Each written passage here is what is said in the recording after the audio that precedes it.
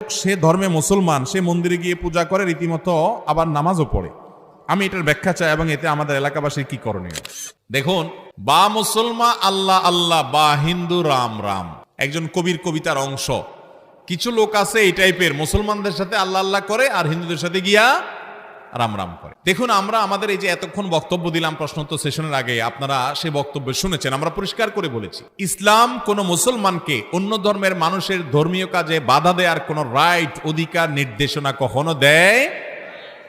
কিন্তু এর মানে কি এই যে মুসলমান গিয়ে জগা খিচুড়ি হয়ে তার ধর্ম পালন করবে? এই সুযোগ আছে? আপনি যদি মন্দিরে গিয়ে পুজো করেন তাহলে আপনি শিরকে আকবর করেছেন, সাথে সাথে আপনি বেঈমান হয়ে গেছেন। এরপর আপনার নামাজ পড়াতে আর না পড়াতে কিছু আসে যায় না, কারণ আপনি আর মুসলমান নাই। ভাইরা আমার, আমরা সব জায়গায় উদার হতে যাই। সব জায়গায় কি হতে যাই?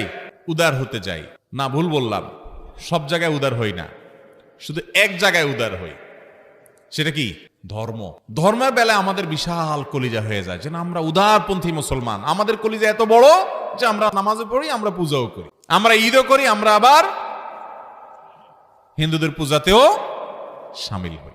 হিন্দু ধর্মের ভাইয়েরা বলে না তাদের পুজো করবে, কোন প্রকার বাধা সেখানে যে কেউ সৃষ্টি করতে না পারে সজাগ দৃষ্টি রাখবেন, সেটা ঠিক আছে।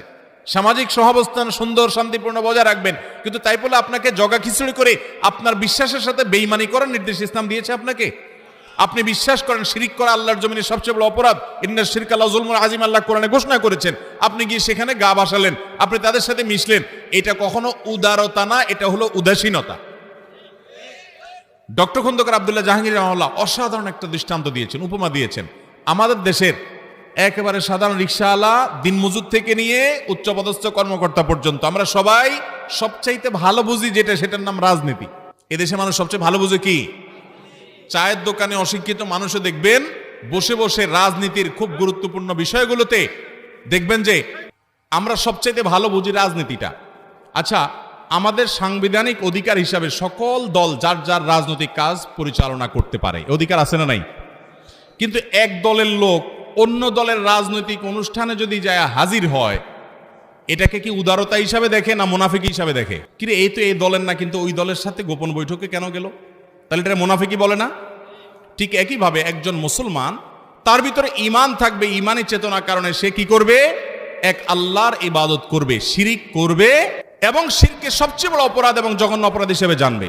সে যদি মুসলমানদের সাথে ইবাদতবন্দি করে আবার শিরিকও করে, তাহলে এটা জগা খিচুড়ি হয়ে গেল। এই জগা খিচুড়ি কখনো আল্লাহর কাছে গ্রহণযোগ্য হতে পারে, এর কারণে মানুষ বেঈমান হয়ে যায়।